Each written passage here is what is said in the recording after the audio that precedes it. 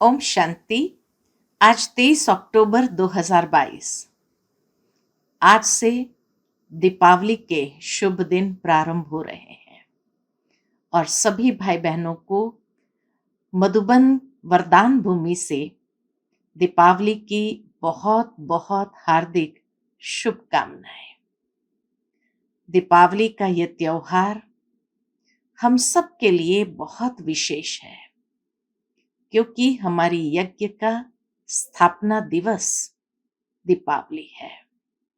दादियों का समर्पण दिवस दीपावली है और दीपावली के दिन ब्रह्मा बाबा ने यज्ञ के अंदर विशेष 8 बहनों का ट्रस्ट बना करके सारी यज्ञ की संपत्ति स्वयं और अपने परिवार सहित समर्पित किया था।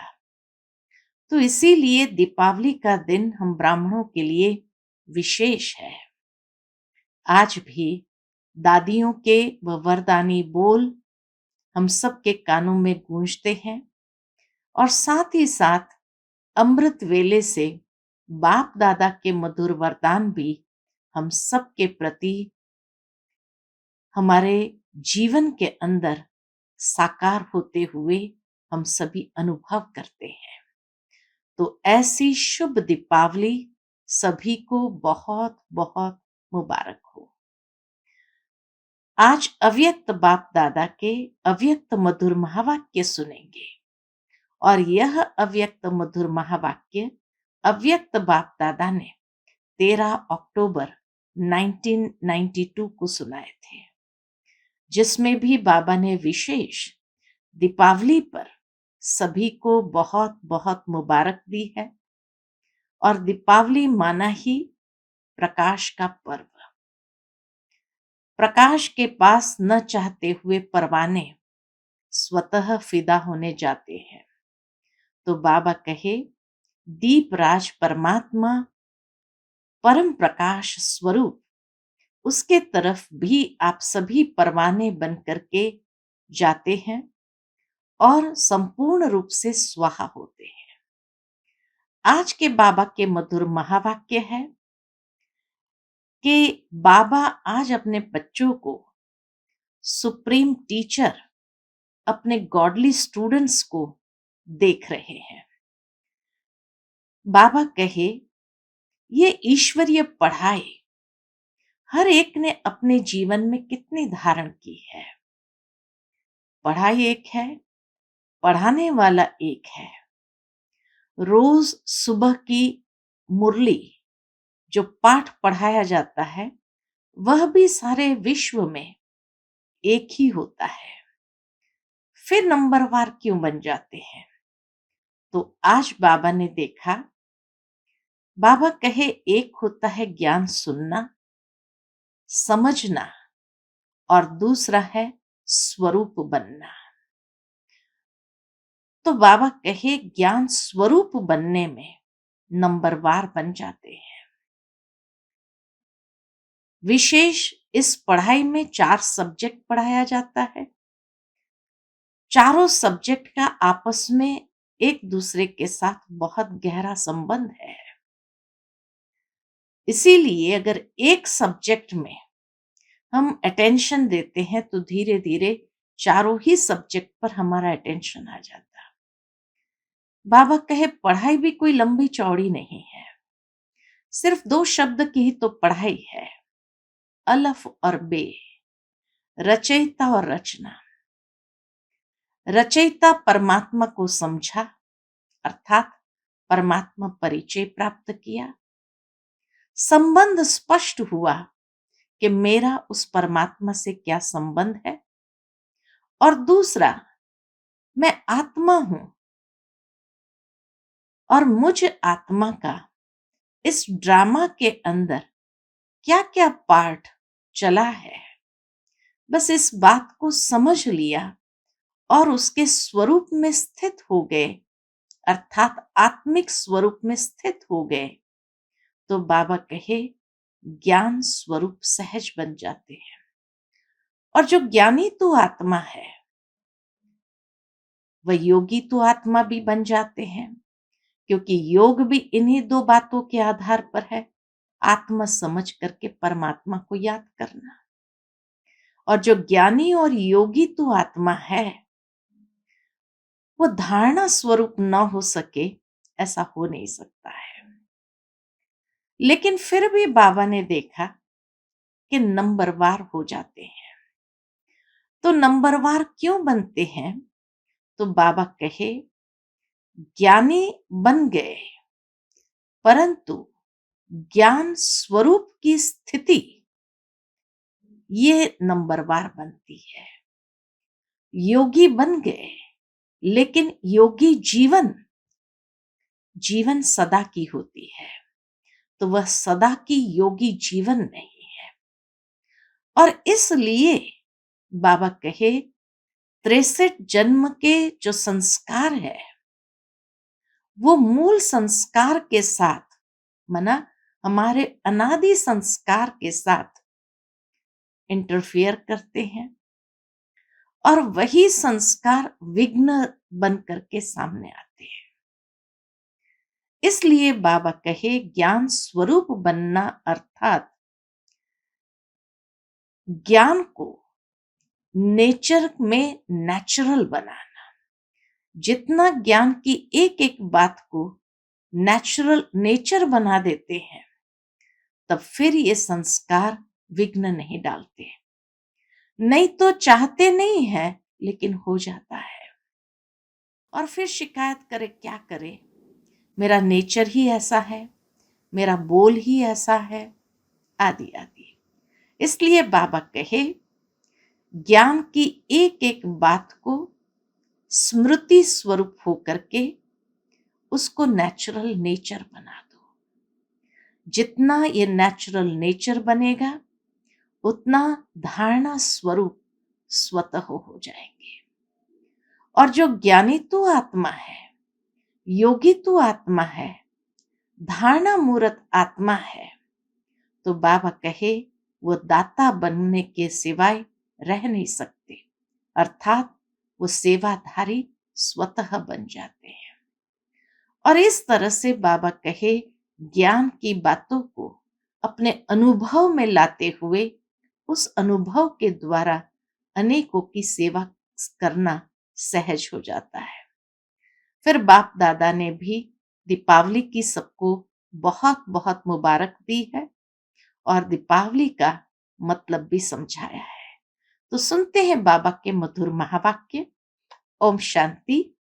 आज के मुरली का टाइटल है, नंबर 1 बनना है तो ज्ञान और योग को स्वरूप में लाओ। आज सत शिक्षक अपनी श्रेष्ठ शिक्षा धारण करने वाले गॉडली स्टूडेंट को देख रहे हैं कि हर एक ईश्वरीय विद्यार्थी ने इस ईश्वरीय शिक्षा को कहां तक धारण किया है। पढ़ाने वाला एक है, पढ़ाई भी एक है, लेकिन पढ़ने वाले पढ़ाई में नंबरवार है। हर रोज का पाठ मुरली, हर रोज का पाठ मुरली द्वारा हर स्थान पर एक ही सुनते हैं, अर्थात एक ही पाठ पढ़ते हैं। मुरली अर्थात पाठ हर स्थान पर एक ही होता है। डेट का फर्क हो सकता है, लेकिन मुरली वही होती है। फिर भी नंबरवार क्यों? नंबर किस लिए होते हैं? क्योंकि इस ईश्वरीय पढ़ाई पढ़ने की विधि, बहुत सुंदर बात बाबा ने बताई। इस ईश्वरीय पढ़ाई पढ़ने की विधि सिर्फ सुनना नहीं है, लेकिन हर महावाक्य स्वरूप में लाना है। तो इसीलिए मुरली द्वारा एक ही पाठ पढ़ते हैं, पढ़ाने वाला भी एक, पढ़ाई भी एक, फिर भी नंबरवार क्यों बनते हैं? तो बाबा कहे, इस ईश्वरीय पढ़ाई पढ़ने की विधि सिर्फ सुनना नहीं है, लेकिन हर महावाक्य स्वरूप में लाना है। तो सुनना सबका एक जैसा है, लेकिन स्वरूप बनने में नंबरवार हो जाते हैं। लक्ष्य सभी का एक ही रहता है। कौन सा लक्ष्य? कि मैं नंबर 1 बनूं। ऐसा लक्ष्य है ना। लक्ष्य नंबर 1 का है, लेकिन रिजल्ट में नंबरवार हो जाते हैं। क्यों? क्योंकि लक्ष्य को लक्षण में लाना, इसमें लक्ष्य और लक्षण में फर्क पड़ जाता है। लक्ष्य को लक्षण में लाना, इसमें बाबा कहे फर्क पड़ जाता है। इस पढ़ाई में सब्जेक्ट भी ज्यादा नहीं है। 4 सब्जेक्ट को धारण करना है। इसमें मुश्किल क्या है? और चारों ही सब्जेक्ट का एक दो के साथ संबंध है, कनेक्शन है। चारों सब्जेक्ट एक दूसरे के साथ इंटरकनेक्टेड है। अगर एक सब्जेक्ट ज्ञान संपूर्ण विधि पूर्वक धारण कर लो, अर्थात ज्ञान के एक एक शब्द को स्वरूप में लाओ, तो ज्ञान है ही मुख्य 2 शब्दों का। बाबा कहे इतना चारों सब्जेक्ट का आपस में गहरा कनेक्शन है कि अगर एक सब्जेक्ट ज्ञान को संपूर्ण विधि पूर्वक धारण कर लो, अर्थात ज्ञान के एक एक शब्द को स्वरूप में लाओ, तो ज्ञान है ही मुख्य 2 शब्दों का। कौन सा? जिसको रचयिता और रचना व अलफ और बे कहते हैं। रचयिता बाप की समझ आ गई, अर्थात परमात्मा परिचय। परमात्मा परिचय मिल गया, संबंध स्पष्ट हो गया।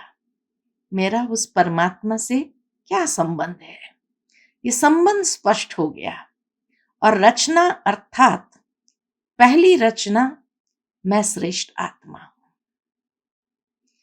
और दूसरा ड्रामा, तो पहली रचना मैं हूं, दूसरी रचना ड्रामा।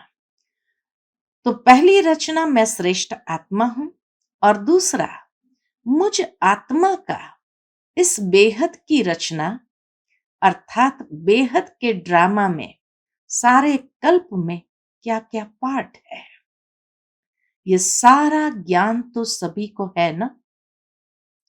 लेकिन श्रेष्ठ आत्मा स्वरूप बन, मैं श्रेष्ठ आत्मा हूं, इसका स्वरूप बन हर समय श्रेष्ठ पाठ बजाना। इसमें कभी याद रहता है, कभी भूल जाता है। आत्म स्वरूप में स्थित होकर के अपने पाठ को श्रेष्ठ रूप से बजाना, बाबा कहते हैं इसमें कभी याद रहता है, कभी भूल जाते हैं, अर्थात विस्मृत हो जाते हैं। अगर इन 2 शब्द का ज्ञान है, योग भी इन 2 शब्दों के आधार पर है ना। योग भी क्या है? आत्मा समझकर परमात्मा को याद करो। तो ज्ञान से योग का स्वतः ही संबंध है। जो ज्ञानी तू आत्मा है, वह योगी तू आत्मा अवश्य ही है। तो ज्ञान और योग का संबंध हुआ ना। कितना सुंदर बाबा ने ज्ञान योग का आपस का कनेक्शन बताया।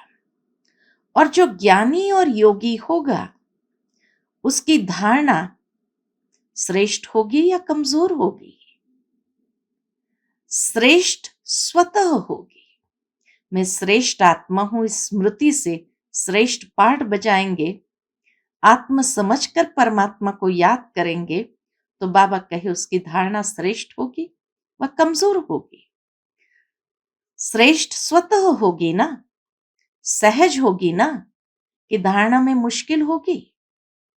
जो ज्ञानी तू आत्मा, योगी तू आत्मा है, वह धारणा में कमजोर हो सकता है? नहीं। परंतु बाबा क्या देखते हैं?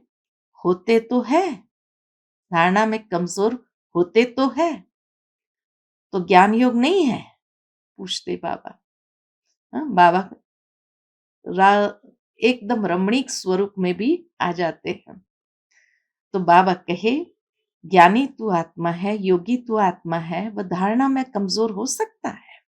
नहीं हो सकता है, लेकिन होते तो है, तो ज्ञान योग नहीं है। अभी बाबा ने बहुत सुंदर बात कही, ज्ञानी है, लेकिन ज्ञानी तू आत्मा वह स्थिति नहीं है। योग लगाने वाले हैं, लेकिन योगी जीवन वाले नहीं है। हाँ? ज्ञानी तू आत्मा है, ये स्थिति नहीं है। और योग लगाने वाले हैं, लेकिन योगी जीवन वाले नहीं है। जीवन सदा होती है और जीवन नेचुरल होती है। योगी जीवन अर्थात ओरिजिनल नेचर योगी की है। ओरिजिनल नेचर योगी की। लेकिन होता क्या है? कौन सी नेचर बीच में काम करती है? तो बाबा कहे 63 जन्मों के विस्मृति के संस्कार, योगी जीवन के नेचुरल नेचर के विस्मृति के संस्कार व कमजोरी के संस्कार ब्राह्मण जीवन में कहां कहां मूल नेचर बन पुरुषार्थ में विघ्न डालते हैं। तो योगी जीवन की नेचर के बदले 63 जन्म के विस्मृति के संस्कार या कमजोरी के संस्कार ब्राह्मण जीवन में कहां कहां मूल नेचर बन पुरुषार्थ में विघ्न डालते हैं। कितना भी स्वयं व दूसरा अटेंशन खिंचवाता है कि यह परिवर्तन करो, वह स्वयं भी समझते हैं कि यह परिवर्तन होना चाहिए, लेकिन जानते हुए भी, चाहते हुए भी क्या कहते हो? चाहते तो नहीं है, लेकिन मेरी नेचर है यह। क्या कहते? चाहते तो नहीं है, लेकिन मेरी नेचर है यह, मेरा स्वभाव है यह। तो नेचर नेचुरल हो गई है ना। किसके बोल में व व्यवहार में ज्ञान संपन्न व्यवहार व योगी जीवन प्रमाण व्यवहार व बोल नहीं होते हैं, तो वो क्या कहते हैं? अगर बोल में, व्यवहार में ज्ञान संपन्न व्यवहार नहीं, योगी जीवन वाला व्यवहार व बोल नहीं होते हैं, तो क्या कहते हैं?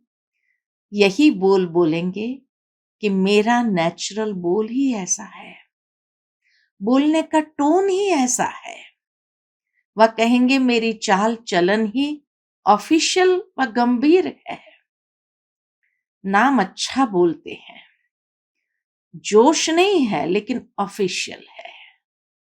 मैं बहुत ऑफिशियल रहता हूं, गंभीर रहता हूं, जोश में हूं, ये नहीं कहते। तो चाहते भी, समझते भी नेचर नेचुरल कार्य करती रहती है। नेचर नेचुरल वर्क करती रहती है, उसमें मेहनत नहीं करनी पड़ती है, वो नेचर नेचुरल कार्य करती है। तो बाबा का उसमें मेहनत नहीं करनी पड़ती है। ऐसे जो ज्ञानी जीवन व योगी जीवन में रहते हैं, तो ज्ञान और योग संपन्न हर कर्म नेचुरल होते हैं। अगर ज्ञान स्वरूप में है, ज्ञान संपन्न जीवन है, योग संपन्न जीवन है, तो हर कर्म नेचुरल होते हैं। अर्थात ज्ञान और योग यही उनकी नेचर बन जाती है। और नेचर बनने के कारण क्या होता है? श्रेष्ठ कर्म, युक्ति युक्त कर्म नेचुरल होते रहते हैं। कितनी सुंदर बात बाबा ने स्टेप वाइज बताई कि ज्ञान स्वरूप है, ज्ञान संपन्न है, योग संपन्न है, तो वही नेचर बन जाती है। और नेचर बनने के कारण अपने आप श्रेष्ठ कर्म, युक्ति युक्त कर्म नेचुरल होते रहते हैं। तो समझा, नेचर नेचुरल बना देता है। नेचर नेचुरल बना देती है। तो ज्ञान और योग मूल नेचर बन जाए। बाबा कहे ये 63 जन्म वाली कमजोरी के संस्कार मूल नेचर न बने, नहीं तो विघ्न क्रिएट करता रहेगा। लेकिन ज्ञान और योग मूल नेचर बन जाए, इसको कहा जाता है ज्ञानी जीवन, योगी जीवन वाला। ज्ञानी सभी हो, योगी सभी हो, लेकिन अंतर क्या है? एक है ज्ञान सुनने सुनाने वाले, एक है ज्ञान सुनने सुनाने वाले, यथाशक्ति जीवन में लाने वाले। दूसरे हैं ज्ञान और योग को हर समय अपने जीवन की नेचर बनाने वाले। ये दो प्रकार के बच्चे, एक है ज्ञान सुनने सुनाने वाले और यथाशक्ति जीवन में लाने वाले, और दूसरे हैं ज्ञान और योग को ही हर समय अपने जीवन की नेचर बनाने वाले। विद्यार्थी सभी हो, लेकिन ये अंतर होने के कारण नंबरवार बन जाते हो। ये अंतर हो गया, इसीलिए नंबरवार बन जाते हैं। पहले बाबा ने कहा सुनना और स्वरूप बनना, इसमें अंतर हो गया। लक्ष्य और लक्षण में अंतर हो गया। फिर बाबा ने कहा ज्ञान और योग जीवन में, अर्थात ज्ञान संपन्न स्थिति, इसमें कमी है। योग लगाने वाले योगी बन जाते, योगी जीवन वाले योगी बनना है, उसमें अंतर पड़ गया। और अभी बाबा कहे एक है ज्ञान सुनने सुनाने वाले और यथाशक्ति जीवन में लाने वाले, और दूसरे हैं ज्ञान और योग को ही हर समय अपने जीवन की नेचर बनाने वाले। तो ज्ञान और योग की नेचर बन जाए तो वह नंबर 1 में जरूर जाएगा। विद्यार्थी सभी हो, लेकिन ये अंतर होने के कारण नंबरवार बन जाते हैं। जिसकी नेचर ही ज्ञानी योगी की होगी, उसकी धारणा भी नेचुरल होगी, धारणा भी स्वतः हो जाएगी। अगर ज्ञानी योगी की नेचर है तो धारणा नेचुरल होगी, माना उसमें मेहनत नहीं करनी पड़ेगी, लड़ना नहीं पड़ेगा धारणा करने के लिए। नेचुरल स्वभाव संस्कार ही धारणा स्वरूप होंगे। बार बार पुरुषार्थ नहीं करना पड़ेगा कि इस गुण को धारण करूं, उस गुण को धारण करूं, लेकिन पहले फाउंडेशन के समय ही ज्ञान योग और धारणा को अपनी जीवन बना दी। इसलिए ये तीनों सब्जेक्ट ऐसी आत्मा की स्वतः और स्वाभाविक अनुभूतियां बन जाती है। ये तीनों सब्जेक्ट क्या होता है? जिन्होंने ज्ञान योग को अपना फाउंडेशन बना दिया, ज्ञान योग और धारणा को आरंभ से ही जिसने अपना फाउंडेशन बना दिया, तो इन तीनों सब्जेक्ट ऐसी आत्मा की स्वतः और स्वाभाविक अनुभूतियां बन जाती है। इसलिए ऐसी आत्मा को सहज योगी, सहज ज्ञानी, सहज धारणा मूर्त कहा जाता है। तीनों सब्जेक्ट का कनेक्शन है। जिसके पास इतनी अनुभूतियों का खजाना संपन्न होगा, ऐसी संपन्न मूर्तियां स्वतः ही मास्टर दाता बन जाती है, अर्थात वो सेवाधारी बन जाते हैं। जिसके पास इतना अनुभव का खजाना होगा, इतने अनुभव के खजानों से संपन्न होगा, तो बाबा कहे जिसके पास इतनी अनुभूतियों का खजाना संपन्न होगा, ऐसी संपन्न मूर्तियां स्वतः ही मास्टर दाता बन जाती है। दाता अर्थात सेवाधारी। दाता देने के बिना रह नहीं सकता। दातापन के संस्कार से स्वतः ही सेवा का सब्जेक्ट प्रैक्टिकल में सहज हो जाता है। तो चारों का ही संबंध हुआ ना, आपस में चारों का ही संबंध हुआ, ज्ञान योग धारणा सेवा। कोई कहे कि मेरे में ज्ञान तो अच्छा है लेकिन धारणा में कमी है, तो उसको ज्ञानी कहा जाएगा? ज्ञान तो दूसरों को भी देते हो ना, है तब तो देते हो। एक है समझना, दूसरा है स्वरूप में लाना। समझने में सभी होशियार है, ज्ञान बहुत जल्दी समझ में आ जाता है। समझाने में भी सभी होशियार है, समझने में भी होशियार है, समझाने में भी होशियार है। लेकिन नंबर वन बनना है तो ज्ञान और योग को स्वरूप में लाओ। फिर नंबरवार नहीं होंगे, लेकिन नंबर वन होंगे।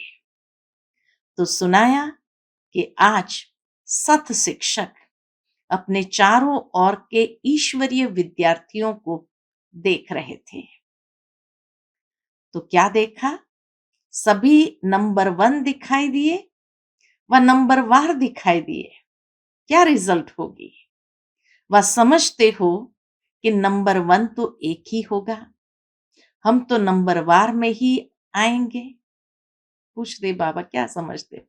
नंबर वन तो एक ही होगा, हम तो नंबर वार में ही आएंगे। बाबा ने सहज कर दिया, फर्स्ट डिवीजन में तो आ सकते हो ना, उसमें एक नहीं होता है, फर्स्ट डिवीजन में तो अनेक होते हैं। तो चेक करो, अगर बार बार किसी भी बात में स्थिति नीचे ऊपर होती है, अर्थात बार बार पुरुषार्थ में मेहनत करनी पड़ती है, इससे सिद्ध है कि ज्ञान की मूल सब्जेक्ट के दो शब्द रचता और रचना की पढ़ाई को स्वरूप में नहीं लाया है। अगर बार बार मेहनत करनी पड़ती है तो बाबा का इससे सिद्ध है कि ज्ञान के मूल सब्जेक्ट के दो शब्द रचता और रचना को, इस पढ़ाई को स्वरूप में नहीं लाया है। जीवन में मूल संस्कार के रूप में व मूल नेचर के रूप में व सहज स्वभाव के रूप में नहीं लाया है। ब्राह्मण जीवन का नेचुरल स्वभाव संस्कार ही योगी जीवन, ज्ञानी जीवन है। जीवन अर्थात निरंतर सदा। 8 घंटा जीवन है फिर 4 घंटा नहीं, ऐसा नहीं होता। बाबा कहे 8 घंटा जीवन है फिर 4 घंटा नहीं है, ऐसा नहीं होता। आज 10 घंटे के योगी बने, आज 12 घंटे के योगी बने, आज 2 घंटे के योगी बने, वो योग लगाने वाले योगी है, योगी जीवन वाले योगी नहीं।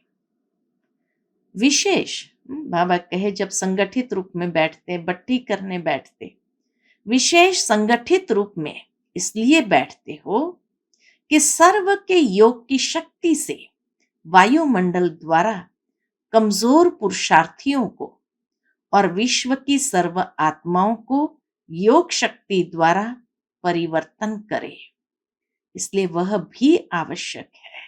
संगठित रूप में बैठना भी आवश्यक है, ये भी एक प्रकार की मनसा सेवा है। तो विश्व की सर्व आत्माओं को योग शक्ति द्वारा परिवर्तन करे, इसलिए वह भी आवश्यक है। लेकिन इसलिए योग में नहीं बैठते हो कि अपना ही टूटा हुआ योग लगाते रहो। संगठित शक्ति यह भी सेवा के निमित्त है, लेकिन योग भट्ठी इसलिए नहीं रखते हो कि मेरा कनेक्शन फिर से जुट जाए। अगर कमजोर हो तो इसलिए बैठते हो योग भट्ठी में, अगर कमजोर है तो बाबा के इसलिए बैठते हो। और अगर योगी तो आत्मा हो तो वो क्या करेगा?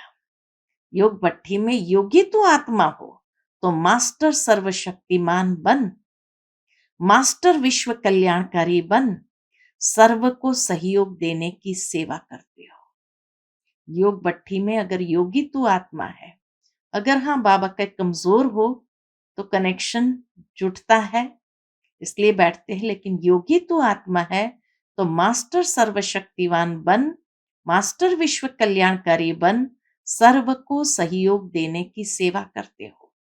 तो पढ़ाई अर्थात स्वरूप बनना। अच्छा, फिर बाबा कहे आज दीपावली मनाने आए हैं। मनाने का अर्थ क्या है? दीपावली में क्या करते हो? दीप जलाते हो। आजकल तो लाइट जलाते हैं, और लाइट पर कौन आते हैं? परवाने। और परवाने की विशेषता क्या होती है? फिदा होना।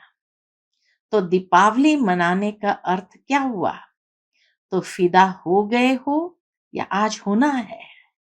पूछते बाबा, फिदा हो गए या आज होना है? हो गए हो या होना है? तो किसी ने कहा हो गए हैं।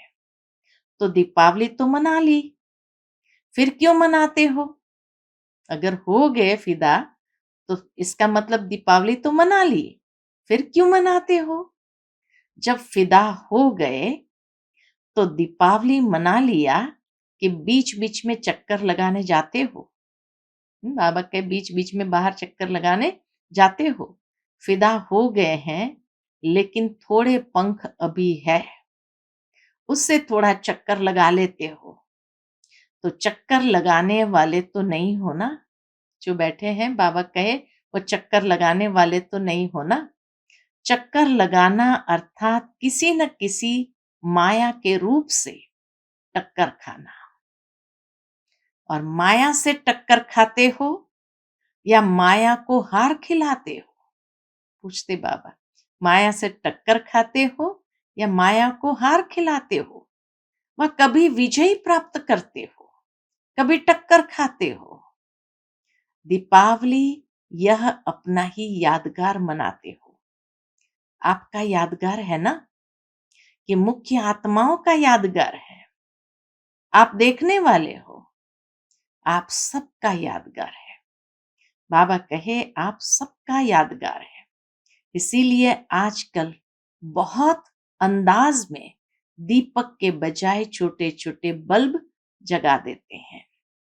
दीपक जलाएंगे तो संख्या फिर भी उससे कम हो जाएगी।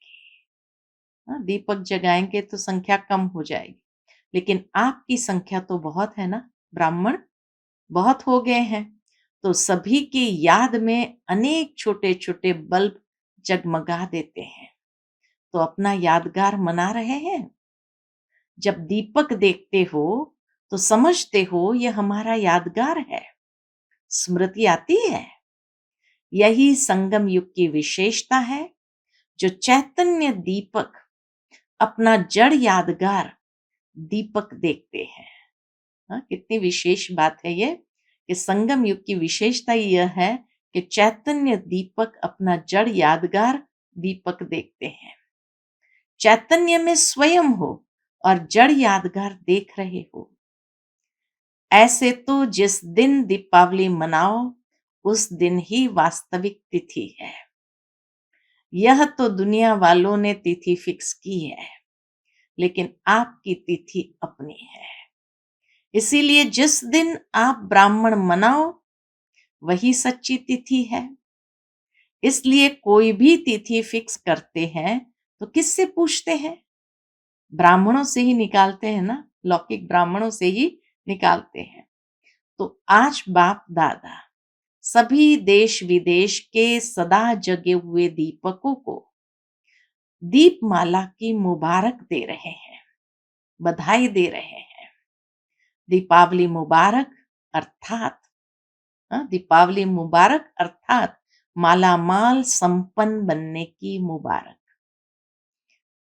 ऐसे सदा जागती ज्योत, सदा स्वयं प्रकाश स्वरूप बन अनेकों का अंधकार मिटाने वाले सच्चे दीपक, सदा चारों ही सब्जेक्ट को साथ साथ जीवन में लाने वाले, सर्व सब्जेक्ट में नंबर 1 के लक्ष्य को लक्षण में लाने वाले, ऐसे ज्ञानी तु आत्माएं, योगी तु आत्माएं, दिव्य गुण स्वरूप आत्माएं, निरंतर सेवाधारी श्रेष्ठ विश्व कल्याणकारी आत्माओं को बाप दादा का याद प्यार और नमस्ते। हम सब रूहानी बच्चों की रूहानी माता पिता बाप दादा को याद प्यार गुड मॉर्निंग और नमस्ते नमस्ते। शुक्रिया बाबा, शुक्रिया। फिर अव्यक्त बाप दादा की पर्सनल मुलाकात। खुश नसीब वह जिसके चेहरे और चलन से सदा खुशी की झलक दिखाई दे। सभी अपने को सदा खुश नसीब आत्माएं समझते हो? खुश नसीब आत्माओं की निशानी क्या होगी? उनके चेहरे और चलन से सदा खुशी की झलक दिखाई देगी। चाहे कोई भी स्थूल कार्य कर रहे हो, हाँ, कोई भी कार्य हो, कैसा भी कार्य कर रहे हो, साधारण काम कर रहे हो, लेकिन हर कर्म करते खुशी की झलक दिखाई पड़े, उसको कहेंगे खुशनसीब आत्मा। इसको कहते हैं निरंतर खुशी में मन नाचता रहे। ऐसे सदा रहते हो या कभी बहुत खुश रहते हो, कभी कम। खुशी का खजाना अपना खजाना हो गया। खुश नसीब आत्मा हर कर्म करते भी सदा खुशी चेहरे और चलन में। फिर बाबा कहे खुशी का खजाना अपना खजाना हो गया, तो अपना खजाना सदा साथ रहेगा ना, या कभी कभी रहेगा। बाप के खजाने को अपना खजाना बनाया है, बाप के खजाने को अपना खजाना बनाया है, या भूल जाता है अपना खजाना। अपनी स्थूल चीज तो याद रहती है ना, वह खजाना आंखों से दिखाई देता है, लेकिन यह खजाना आंखों से नहीं दिखाई देता है। हाँ, दुनिया का स्थूल खजाना तो बाबा के आंखों से दिखाई देता है, लेकिन ये सूक्ष्म खजाना आंखों से दिखाई नहीं देता है, दिल से अनुभव करते हो। तो अनुभव वाली बात कभी भूलती है क्या? तो सदा ये स्मृति में रखो कि हम खुशी के खजाने के मालिक हैं। जितना खजाना याद रहेगा उतना नशा रहेगा। तो यह रूहानी नशा औरों को भी अनुभव कराएगा कि इनके पास कुछ है। ऐसा बाबा कहे रूहानी नशा होना चाहिए। फिर बाबा माताओं को देखते हुए कहते हैं, माताओं को सारा समय क्या याद रहता है? सिर्फ बाप याद रहता है या और भी कुछ याद रहता है? वर्षे की तो खुशी दिखाई देगी ना। जब ब्राह्मण जीवन के लिए संसार ही एक बाप है, तो संसार के सिवाय और क्या याद आएगा? सदा दिल में अपने श्रेष्ठ भाग्य के गीत गाते हो रहो।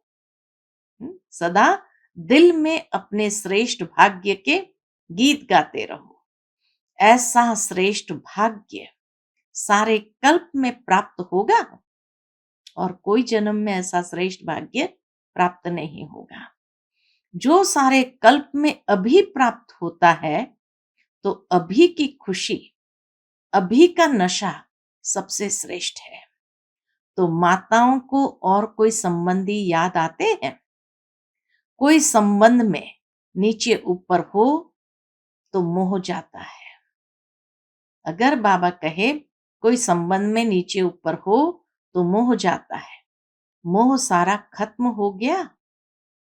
जो कहते हैं कुछ भी हो जाए मेरे को मोह नहीं आएगा, वो हाथ उठाएं। अच्छा, सभी ने हाथ उठाया होगा। तो बाबा कहते अच्छा, मोह का पेपर भल आवे, मोह का पेपर भले आवे। फिर बाबा पांडवों से पूछते हैं, पांडव तो नष्ट मोहा है ना, व्यवहार में कुछ ऊपर नीचे हो जाए फिर नष्ट मोहा है? अभी भी बीच बीच में माया पेपर तो लेती है ना, तो उसमें पास होते हो, या जब माया आती है तब थोड़ा ढीले हो जाते हो? तो सदा खुशी के गीत गाते रहो, समझा? कुछ भी चला जाए लेकिन खुशी नहीं जाए। चाहे किसी भी रूप में माया आए लेकिन खुशी न जाए। ऐसे खुश रहने वाले ही सदा खुश नसीब है। अच्छा, फिर बाबा के सामने आंध्र और कर्नाटक वाले बैठे थे, तो बाबा कहे अभी आंध्रा और कर्नाटक वालों को कौन सी कमाल करनी है? ऐसी कोई भी आत्मा वंचित न रह जाए, हर एक को संदेश देना है। जहां भी रहते हो सर्व आत्माओं को संदेश मिलना चाहिए। जितना संदेश देंगे उतनी खुशी बढ़ती जाएगी। अच्छा, आज का बाप दादा का मधुर वरदान हम बच्चों के प्रति है। उमंग उत्साह के आधार पर सदा उड़ती कला का अनुभव करने वाले हिम्मतवान भव। उमंग उत्साह के आधार पर सदा उड़ती कला का अनुभव करने वाले हिम्मतवान भव। उड़ती कला का अनुभव करने के लिए हिम्मत और उमंग उत्साह के पंख चाहिए। किसी भी कार्य में सफलता प्राप्त करने के लिए उमंग उत्साह बहुत जरूरी है। अगर उमंग उत्साह नहीं तो कार्य सफल नहीं हो सकता। क्यों? क्योंकि उमंग उत्साह नहीं तो थकावट होगी और थका हुआ कभी सफल नहीं होगा। इसलिए हिम्मतवान बन उमंग और उत्साह के आधार पर उड़ते रहो तो मंजिल पर पहुंच जाएंगे। आज का स्लोगन है, दुआएं दो और दुआएं लो, यही श्रेष्ठ पुरुषार्थ है। दुआएं दो और दुआएं लो, यही श्रेष्ठ पुरुषार्थ है। अच्छा, ओम शांति।